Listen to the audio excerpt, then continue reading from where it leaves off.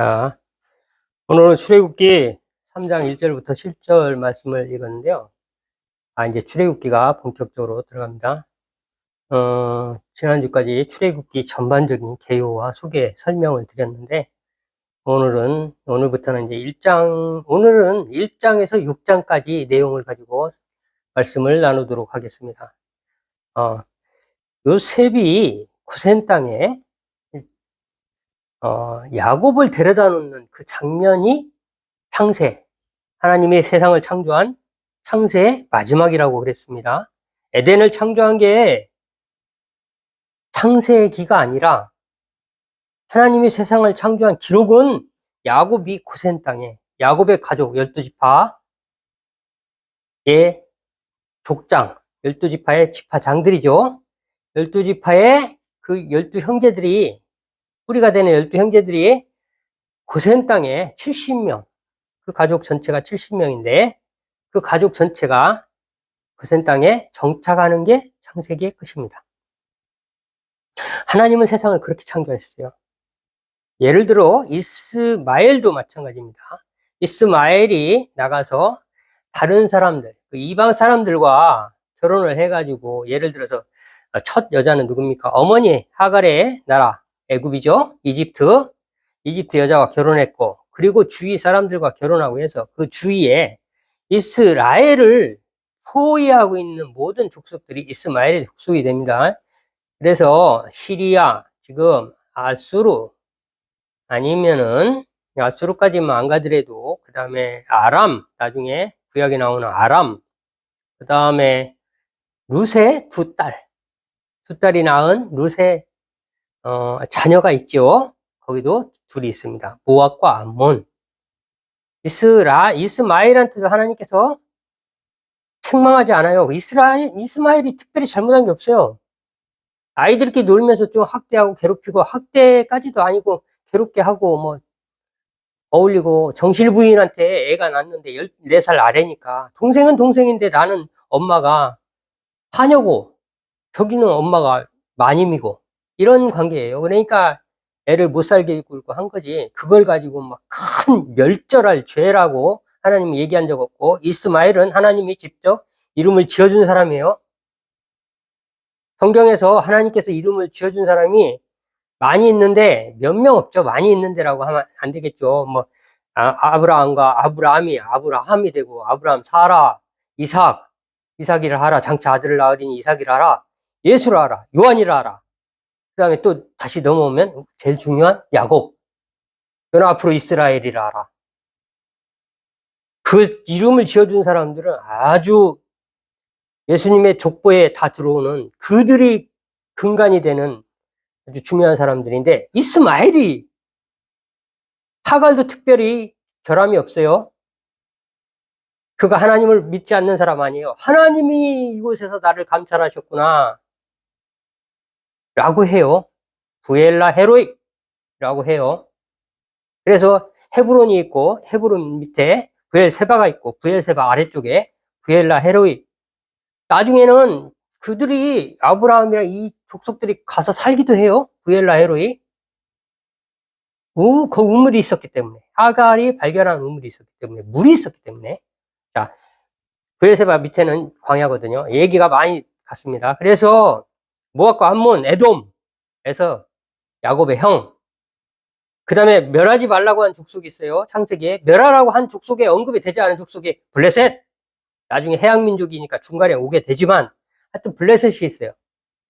그러면 뭐냐, 이스라엘을 그들 가운데다 놓고 그들의 역할이 있는 거예요. 그들 속에다 놓고서 언약을 받은 사람과 언약을 받지 아니한 민족들을 주위에, 왼쪽은 지중해고 이쪽은 지중해고, 여러분들 보시기에 이쪽은 지중해고 바다고, 이스라엘이, 바다 옆에 이스라엘이 있으면 이스라엘을 꽉 시리아 뭐 이렇게 다 둘러싸고 있는 게 지금의 창세의 그 모습이 지금의 중동의 모습이에요. 그래서 때로는 이스라엘이 뭘 잘못하면은 이걸 바늘로 하나님이 쓰셔가지고 가서 찌르기도 하고, 이놈을 채찍으로 사용하기도 하고, 모압을 채찍으로 사용하기도 하고, 암몬을 쓰기도 하고, 사사시대 보면은 뭐 암몬한테도 괴롭힘을 당하고 모압한테도 괴롭힘을 당하고, 예? 여러 가지 하거든요. 블레셋은 얘기할 거 없고, 아람은 얘기할 거 없고, 강대국이니까. 북이스라엘이 한 10배는 됐으니까. 크기도. 여로보암 때 아람이 아수르에서 아주 저기할 때까지는 굉장히 이렇게 치명타를 입기 전까지는 이스라엘이 10배예요. 그래가지고 그때까지는 이스라엘이 꼼짝을 못했어요. 아람 군대한테. 저기는 얘기할 거 없죠. 시리아는 얘기할 거 없죠. 하만도 그렇고. 그 장군들이 다 누굽니까? 아하, 하만, 이 병을 핑계로 우리한테 지금 침략을 하러 오는구나. 이 병 못 고치면은, 니네가 그랬어? 내 병 못 고쳤어? 하고 이 사람 보게 침략의 빌미로 문둥병을 고쳐달라고 온대. 아람 군대의 장관이, 군대 장관이, 제 2인자가. 그런 이야기들이 성경 속에 곳곳에 나타나 있어요. 그래서 이스라엘이 잘못했을 때 여러 가지 채찍으로 여러 가지 어려움을 줘요. 그래가지고 이스라엘을 위해서 배치를 시키는 거예요, 하나님이. 자, 출애굽 마찬가지예요. 요셉을 뭐라고 그랬습니까? 지난번에 얘기할 때 제가 선지자라고 그랬어요. 요셉이 왜 선지자냐? 출애굽기 창세기 45장 7절 정도, 제가 기억으로는 45장 7절 정도 될 거예요. 거기 가면은 요셉이 하는 말이 있어요. 형제들한테 나를 이곳에 보내신 이유가 형님들의 후손을 세상에 두시려고. 애굽을 세상이라고 이야기해요. 그는 구원의 구속의 하나님의 원리를 알았던 거예요. 오늘날 우리 예수 그리스도를 통하여 우리를 구원하시기 위해서 이러한 일들을 만드시는 거를 그는 봤어요. 그래서 선지자라고 그랬던 거예요, 제가. 세상에 두시려고. 그의 모형으로 예수 그리스도로 인하여 우리를 구원할 일을, 구속의 일을 하나님이 펼치실 텐데 그 그림자로 앞으로 이런 일을 할 것이야 라고 세계 만방에 펼쳐 보이시려고 이스라엘을 통해서 애굽에서 이렇게 나오는 출애굽하는 과정을 통해서 온 세상을 이렇게 하나님께서 구원하시려고 그랬구나 라는 걸 요셉이 알았어요. 요셉이 알았기 때문에 애굽을 세상이라고 그러고 여러분들의 형님들의 형제들의 내 형제들아, 내 형제들의 후손을 세상에 두시려고. 그리고 마지막에 너네들 나갈 텐데 내 뼈를 좀 가지고 나가줘. 가나안으로 다시 하나님께서 인도하실 거를 다 알고 있었어요. 요셉은. 자기 꿈만, 남의 꿈만 해석을 잘한 게 아니라, 술 맡은 관원장, 똥 맡은 관원장, 바로의 꿈만 해석을 잘한 게 아니라 자기의 꿈을 정확하게 알고 있었던 사람이에요. 자기의 꿈이 어떤 의미인지. 왜 해와 달과 12별이 절을 하고 곡식단들이, 내가 세운 곡식단들한테 절을 하고 형제들의 곡식단이 절을 하고 왜 이런 일을 하나님이 펼치셨는지 잘 알았던 사람이에요. 마치 나중에 바벨론 시절에 다니엘과 같은 사람이에요. 다니엘이 70년 되면 하나님께서 이곳에서 우리 민족을 데리고 나가시겠구나 하는 것을 알고 있었어요. 그래서 그는 기도를 했던 거예요. 그날을 위해서. 사자굴에 들어가는데도 불구하고 예루살렘을 향하여, 솔로몬이 뭐라고 기도했습니까? 먼 곳에 우리 민족이 잡혀가는 일이 생기것은 예루살렘을 향하여 창문을 열고, 창문까지는 나오지 않았습니다만 이곳을 향하여 기도할 때 하나님, 하나님이 사신 백성을 불쌍하게 여기사 그들의 기도를 들어주시라. 그런 기도를 해요. 솔로몬도 선지자예요. 다윗도 선지자예요. 시편에 보면은, 지금 시편 우리가 교동문으로 읽고 있는 거 다 시편이잖아요. 거기에는 놀라운 말들이 많아요. 예수님께서 뭐라고 그러십니까? 예수님이 구세주가, 메시아가 누구한테 나냐? 그러니까 다윗의 자손이다. 다윗의 자손이면 어떻게 구세주가 다윗의 자손일 수가 있냐? 그러니까 아니 무슨 소리냐? 바리새인들이 아니, 성경에 그렇게 나와있는데, 그들이 말하는 성경, 토라, 오경, 모세 오경, 토라. 아니면 구약의 이제 선지서, 역사서, 이런 것들이겠죠? 자기들 민족에. 그게 이제 구약이니까, 우리의 구약이니까. 결국에 뭐라고 그랬냐면, 예수님께서, 그렇다면, 다윗은 왜, 무엇을 보았길래 내 주의 주께서 원수를 발등상 아래 두시기까지 너는 내 우편에 앉아 있으라. 이렇게 얘기했지 않습니까? 그러면 어떻게 다윗의 자손인데 다윗이 그 미래에 올 구세주를 보고 내 주의 주라고, 내 주라고, 내 주라고, 내 주의 주는 하나님이죠. 내 주라고 했겠습니까? 아니까 바리새인들이 아무 대답도 못하고 꿀먹은 벙어리가 되었던 그 장면들이 있는 것입니다. 자, 출애굽을 하는데 사실 개요니 뭐니 설명이니 뭐 여러 가지 말씀을 드렸지만 성경이라는 거는 한 구절을 가지고도 사실은 할 말이 많아요. 그래서 이제 될 수 있으면 원고가 좀 있었으면 좋겠다라고 누가 건의를 하더라고요. 왜냐하면 머릿속에 떠오르는 게 많으니까 이 얘기를 하면 뭐 고구마 줄기처럼 다른 얘기들이 자꾸 가니까 나중에 내가 정작 해야 할 말을 못하고 시간이 되어서 끝내는 경우가 많기 때문에 그 말이 일리가 있어서 제가 너무 겸손하지 못했는가 싶은 생각이 들었습니다. 앞으로는 좀 원고를 만들어 가지고 하는 것도 읽는 것도 괜찮지 않을까. 내 생각, 내가 하는 것들을 정갈하게 다듬어서 정교하게 잘 전하는 것도 하나의 그것도 하나의 좋은 방법이겠다. 굳이 뭐 기억으로 하지 않고 이렇게 하는 것도 좋겠다. 이런 생각이 들었습니다. 이건 여담입니다. 그래서 다시 출애굽으로 갑니다. 그렇게 해서 이제 드디어 400년이 되었습니다. 창세기 15장이 이루어지는 순간이죠. 아브라함한테 하나님께서 무엇이라고 말씀하십니까? 내 자손이 애굽에 가서 다른 민족한테 핍박을 받는데 400년 동안 괴롭게 하리니 그들이 왜? 아모리 족속에 죄가 아직 차지 않았다. 이쪽에 죄가 다 차지 않아서 여기서 대기한다는 얘기예요. 노예 상태로. 내가 줄 땅은 여기인데 이 땅에 사는 거민들의 죄가 때가 차질 않아서 죄가 내가 심판할 분량까지 요만큼 다 거의 다 찼는데 요만큼이 빠져서 그래서 성경 곳곳엔 때가 참해. 때가 참해는 시간이 되매. 심판할 시간이 되매. 찼단 심판의 시간이 되매.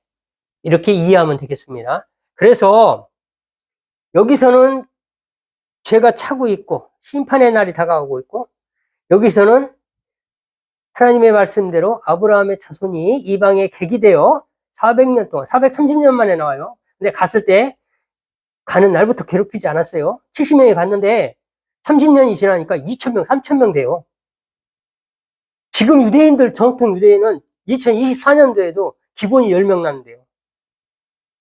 정통 유대인구역 이스라엘에 가면 낳고 생육하고 번식하라 했다 해서 그거를 1,000명으로 알고 하나님의 아주 숙명처럼 받아들여가지고 10명이 기본이래요. 10명이. 근데 3명, 4명까지는 어렵지만 5명부터는 큰애가 작은애 키우고 둘째가 이제 7째 키우고 셋째가 8째 키우고 역할 분담이 되고 자기들 그게 그렇게 된대요. 그게 어려운 일이 아니라는 거야.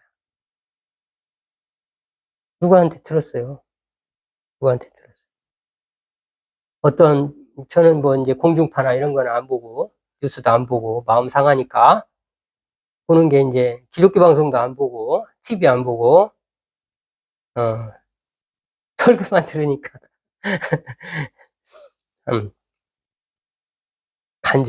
간증 속에서 그 얘기가 나왔어요. 또 어떤 분의 설교에서 그 얘기가 나왔어요.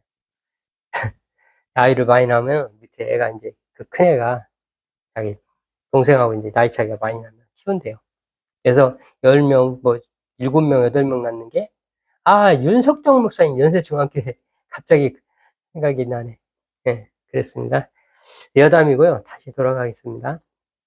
그래서 70명이 막 기하급수적으로 증가하니까 이제 출애굽기가 거기서부터 시작이에요.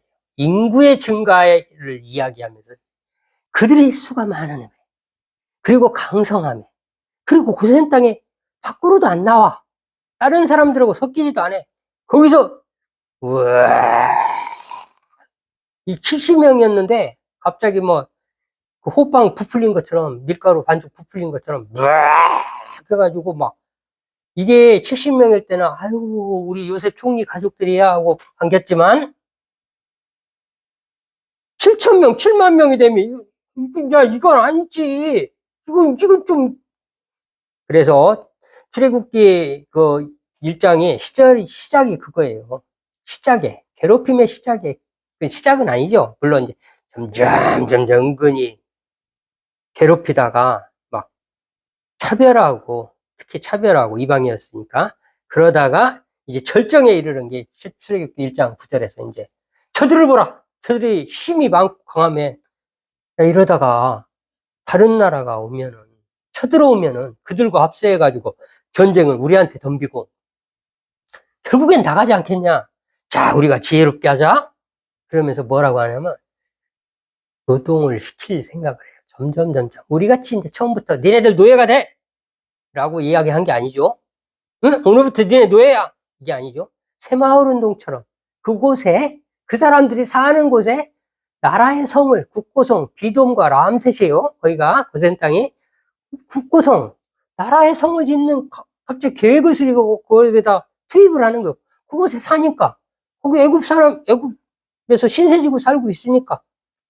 그러니까 처음엔 점점 하다가 일을 시키면 애를 좀 출산율이 떨어질 줄 알았더니 그래도 터나 막 낮에 피곤한데도 밤에 가서 애를 만들어 죽으라고 숙명처럼 만들어 숙명처럼 자기들은 나갈 거를 염원하고 있었기 때문에 큰 민족을 이루어가지고 나갈 거를 염원하고 있었기 때문에 숙명처럼 만들어 애를. 그러니까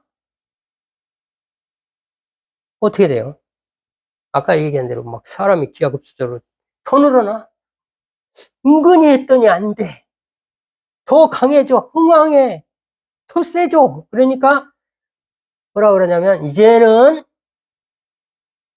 완전 압박으로 가는 거예요. 노예처럼 막 강도가 세지는 거예요.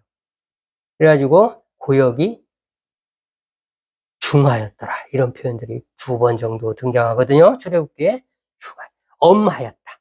엄하였다. 옛날 성경에 엄하였다.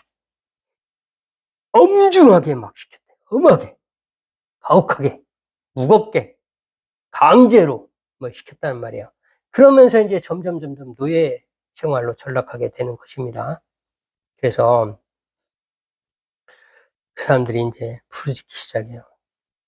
그제서야 여호와의 이름을 불렀더라. 이 장면이 생각나야 돼요. 창세기에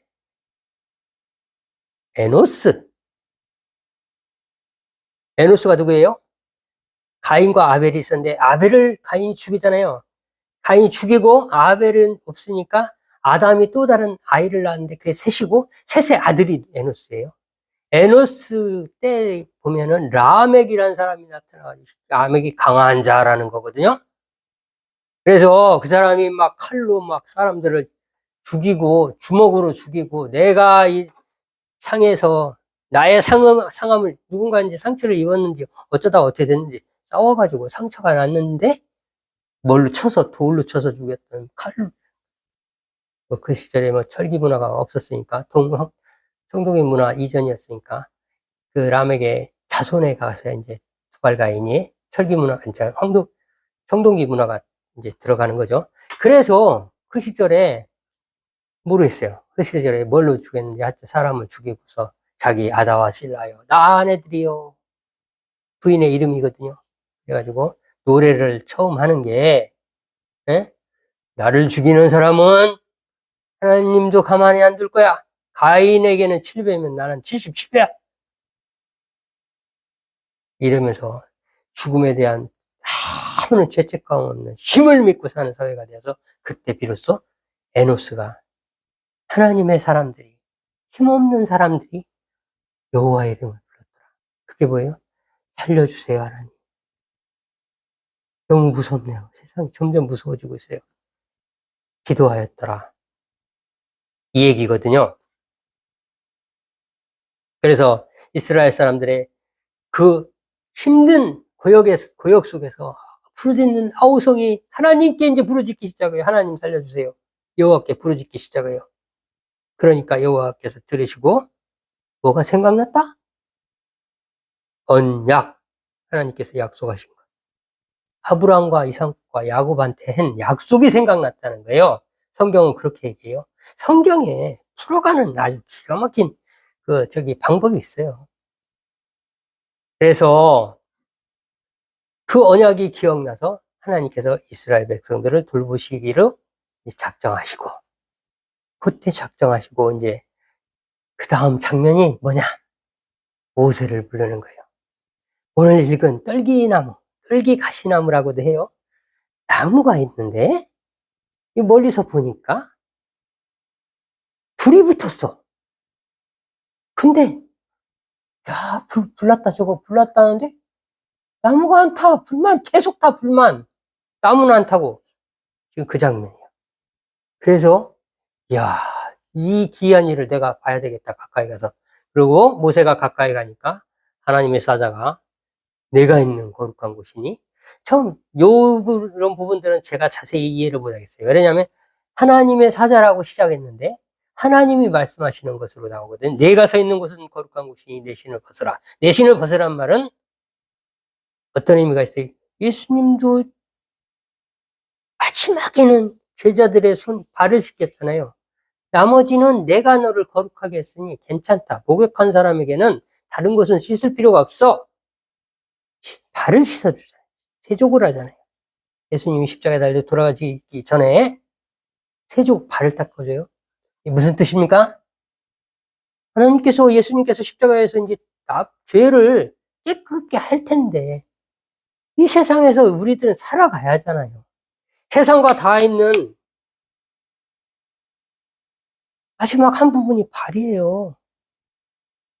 딴 데는 다 떠다니는데, 딴 거는 다 깨끗하게 해도 이 발은, 이 삶이라는 거는, 우리들의 삶이라는 거는 어쩔 수가 없어요. 세상에서 살고 있기 때문에. 계속 우리가 넘어지고 실족해도 발은 계속 닦아야 되는 거예요. 그런 의미가 있는 것이고요. 그렇게도 해석할 수가 있고, 그거는 제 해석입니다. 하나님의 말씀에 답을 가지고 있는 사람 있어요? 내가 하나님이라고 할 수 있는 건방진 사람 있어요? 교만한 사람 있어요? 당신 그게 아니잖아 라고 할 수 있는 사람 있어요? 내가 그렇게 그런 은혜를 받았다는데, 그렇게 깨달아졌다는데 누가 뭐라고 할 건데? 저는 그렇게 깨달아졌고요. 그 말씀이 그렇게 와 닿았고요. 내가 서 있는 곳은 거룩한 곳이에요. 신발을 벗는 이유가 거룩한 곳이라는 거예요.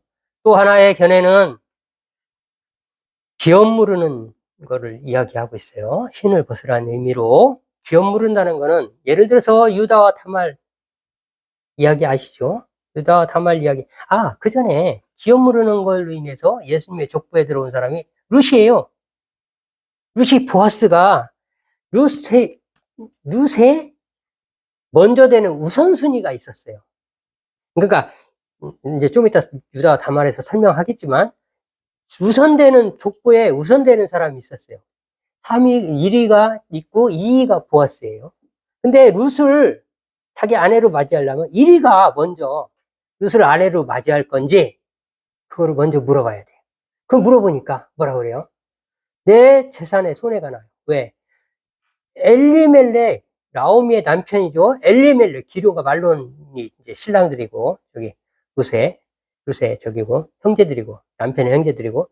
그래서 엘리멜렉의 재산을 갖다가, 옛날에 있었던 재산을 갖다가 자기가 자기 돈을 사가지고 줘야 돼요.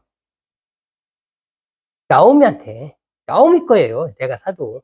그래서, 네, 그 집안 거니까. 그래서 내가 재산에 손해가 나니까 나는 못하겠다. 이러고 빠지면서 어떻게 하냐면 그 언약의 증표로 뭐를 하냐. 신발을 벗어서 던지는 장면이 나요. 그거를 이스라엘 사람들이 다 쳐다보는 데서 신발을 벗어 던지면서 나는 못하겠다. 내 권리를 포기하겠다. 내 권리를 양도하겠다. 이 사람한테, 보아스한테 이런 증거로 이렇게 신발을 벗어 던지는 게 있는데 나의 모든 것을 하나님께 맡겨드립니다. 라는 것으로 이제 해석하시는 분들이 있어요. 그것도 너무 좋아요. 너무 좋은 해석이고, 그것도 은혜로운 해석이에요. 성경은 다 은혜로 받아들이면 돼요.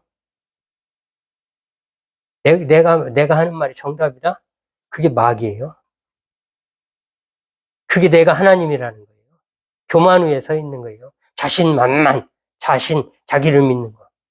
자기가 신이 된 거, 자신만만. 어디 그런, 하나님 앞에서 그런 자세로. 이건 이런 뜻이야. 하나님 앞에 그런 망발이에요, 망발. 말씀은 그렇게 간단하지 않아요. 읽으면 읽을수록 더 깊은 의미가 있어요. 알 수가 없는 책이에요. 하나님의 마음, 그 깊이를 헤아릴 수 없는 책이에요. 그러니 이건 아니지. 뭐 내가 모른다고 해서 다른 사람이 그걸 요구하는 것도 아닌데 그건 뭐 그 말이 아니지라고 하는 그런 식의 말씀 앞에서 그런 식의 내가 마치 정답을 가지고 있는 것처럼 내가 하나님인 것처럼 교만에 서 있는 그런 행동을 보이시면 안 돼요. 자신만만한 거는 절대 안 돼요. 말씀 앞에서 겸손해야 됩니다. 그것도 좋은 은혜네요. 너무 좋네요.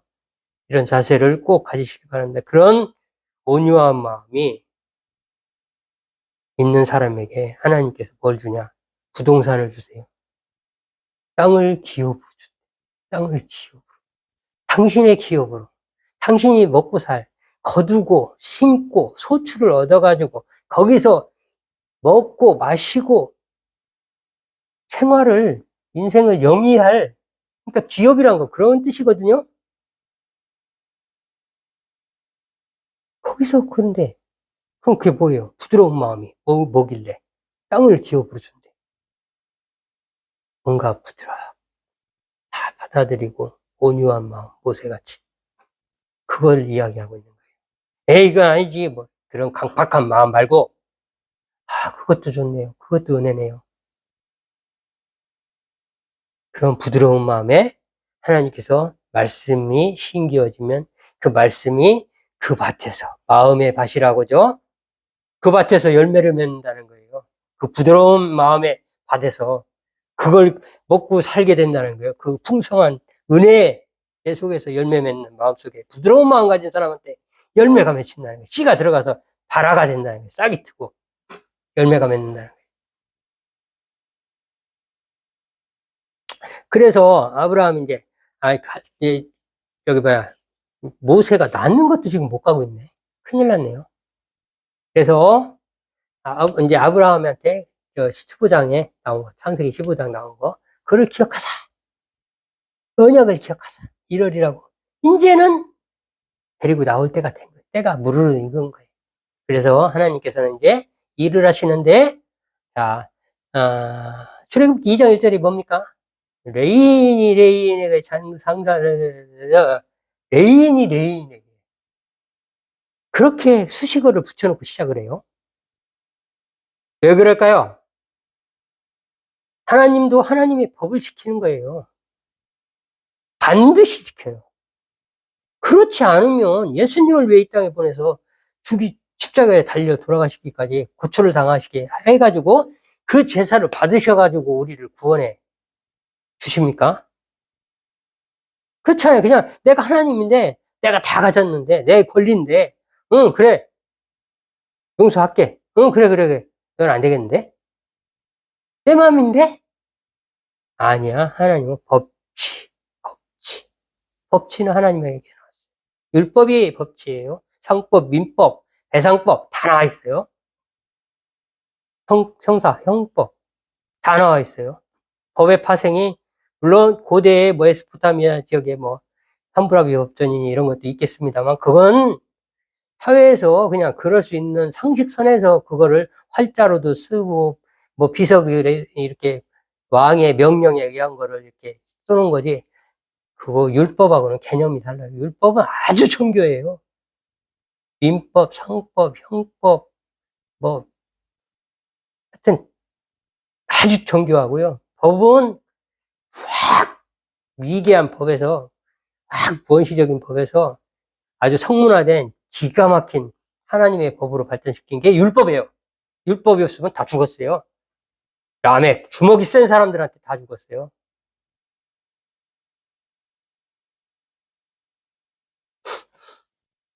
마찬가지, 바벨탑도 마찬가지예요. 힘센 자 하나가 다 끌고 다니면서 그렇게 된 거 아닙니까? 잘못 간 거 아닙니까? 온 세상이. 내 말에 거역해? 거역할 수가 없어요. 니무롯! 그가 영웅이었어요. 엄청난 영웅. 가자! 그럽시다! 갑시다! 하는데, 저는, 이거 아닌 것 같아. 하나님이 이런 거 좋아할 것 같지 않아요? 왜? 그럼 끝나는 거예요. 죽으면. 경찰이 있어요. 법이 있어요. 뭐가 있어요. 율법이 내려오기 전에. 율법은 우리를 지켜주는 거예요. 세상에 오늘날의 법이 다 그거잖아요. 법을 지키는 사람을 법을 안 지키는 불법자로부터 보호해주는 게, 그래서 격리를 시키는 거잖아요. 사회로부터. 불법을 행하는 사람은 그게 감옥이잖아요. 성경에서 다 나온 거예요.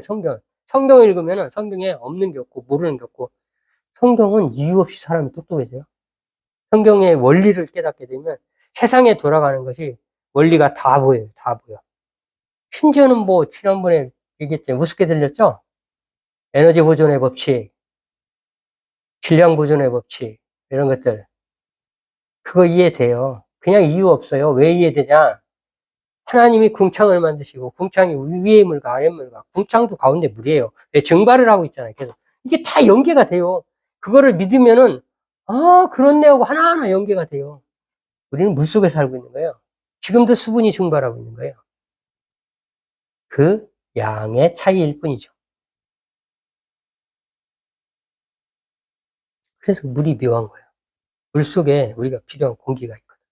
그게 분해되면 산소가 되는 거고, 분해돼서 산소끼리 붙으면 O2가 돼가지고, 이게 화학도 이해가 돼요. 일정 부분 필요한 거, 성경과 관계된 거 정도를 해석할 수, 이제 설명할 수 있는 정도의 일정 부분은 그렇잖아요. 그렇게 되는 거예요. 물이 오묘한 거. 물 속에 생명이 있는 거. 물과 성령으로. 물은, 나중에 이제, 물은 세례요. 물로 세례. 물과 성령으로란 말이 같은 말. 성령으로 세례받는다. 성령 세례. 나는 세례하니 물로 세례를 주거니와 그분이 오시면 성령으로 세례를 줄 것이다. 물과 성령은 한계예요.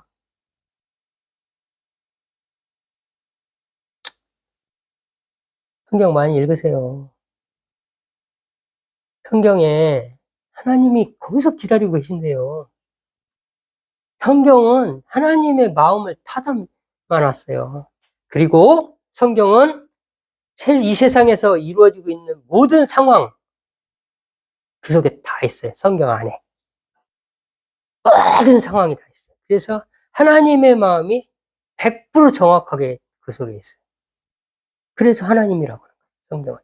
하나님의 말씀이 그러니까 요한 같은 사람은, 마태, 마가, 누가 이런 사람들은 예수 그리스도를 보고 그의 행적을 듣고, 뭐 누가나 마가나 누가는 직접 보진 못했을 거 아니에요? 마가의 다락방. 그러니까 마가 정도는 봤을 수도 있겠죠. 네?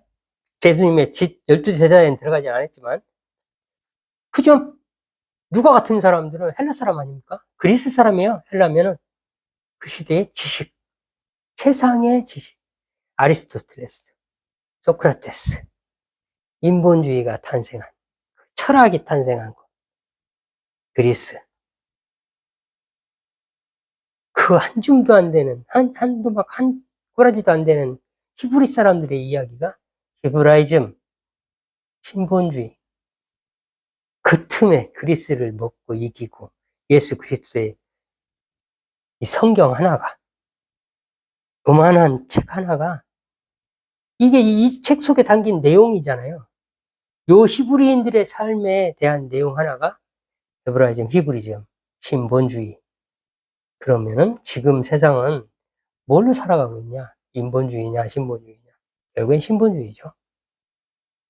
신본주의. 신본주의가 사회의 주류고, 세상의 주류가 돼가지고, 그게 이슬람이 됐든, 뭐가 됐든, 신본주의가 세상을 지배하는 세상이 되었죠. 인본주의는, 철학은 자기 수양, 참선, 그 이상을 벗어날 수가 없기 때문에, 신의 영역으로는 들어갈 수가 없어요. 그래서, 오늘 많은 얘기를 했는데, 뭐 갈대상자까지 가지도 못하고, 레인이 레인에게 장가들어 얘기하다 그것도 못했네요. 레인이 레인에게. 제사장을 준비한다는 얘기예요. 그걸 써놓은 거예요. 하나님도 하나님의 법을 지켜요. 제사장이라야 하나님과 사람 사이에 가교 역할을 할 수 있는 거예요. 그래서 멜기세덱도 제사장이고 멜기세덱의 반차를 따라 하늘에서 떨어진 두 번째 제사장 예수님. 베델에서 야곱이 형 에서의 저기 주먹을 피해서 도망가다가 형 에서를 피해서 도망가다가 베델에서 잠이 들었어요. 옛 이름은 구스라고 그러죠? 자기 땅이기 때문에 다 자기들이 이름을 바꿔버려요. 구스인데 옛 이름은 구스더라. 성경에 이렇게 나와 있어요. 근데 베델이라고 하리라. 내가 이제 앞으로 베델이야. 이곳에 하나님의 집이 있구나. 엘은 하나님이에요. 야도 하나님이고 엘리야, 야, 아사랴가 누군지 알아요? 사드락, 메삭, 아벳느고가 바벨론 이름으로는 아벳느고고, 히브리 이름으로는, 이스라엘 이름으로는 아사랴, 미사엘, 그 다음에 하나냐하고, 다니엘하고, 미사엘은 엘이 들어갔잖아요. 엘은 하나님. 엘은 하나님이야. 엘리야, 엘리사. 이런 것도. 야는 야훼. 이 끝에 야자가 붙은 거, 이사야도 그렇고, 다 야가 하나님의 의미예요. 하나님. 이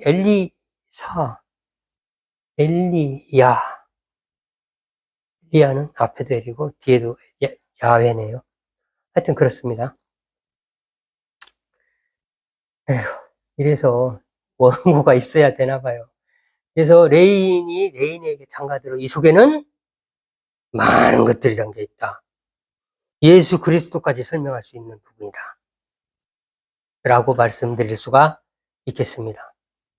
그래서 출애굽기 2장 2절은 이제 하나님께서 고통을 들으시고 이스라엘 백성의 고통을 들으시고 부르짖는 소리를 들으시고 일을 하시기 시작했는데 2장 1절 시작의 스타트 딱 첫머리가 레인이 레인에게 장가들어. 둘 다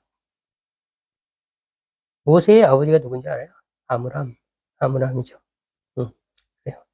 하여튼 아므람이 결혼을 해서 아들을 낳았는데 그게 모세고 석 달 동안 숨겨요. 왜냐면 그때 산파들에게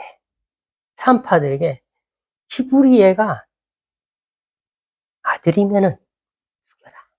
살짝 죽여라. 이렇게 이야기를 하는 거예요. 막 칼 들고 다 들고 가서 뭐 아니면 데려다가 막 야외각에다 집어 던지고 이러라는 게 아니에요. 그러면 폭동 일어나서 말 같은 생각이에요. 그런 상상은 그냥 우리들의 상상이고 너무 그런 설교를 많이 들어서 그렇게 각인이 돼 있을 뿐이지 아니에요. 산파들을 불러가지고 이거 왜 그랬어? 그러니까 아니 가면 벌써 나았어요. 히브리 여자들의 힘이 좋아가지고 그냥 힘만 주면 승풍 났어요.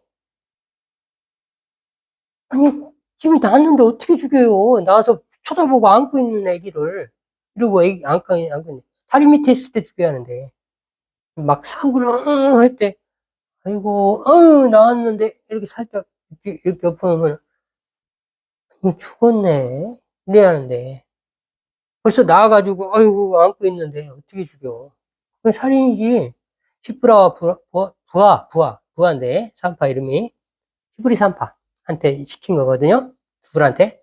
근데 시브라가 하는 이제 보세 아내고 시브라는 이 두 사람이 여호와를 굉장히 신실하게 섬겼던 사람이에요.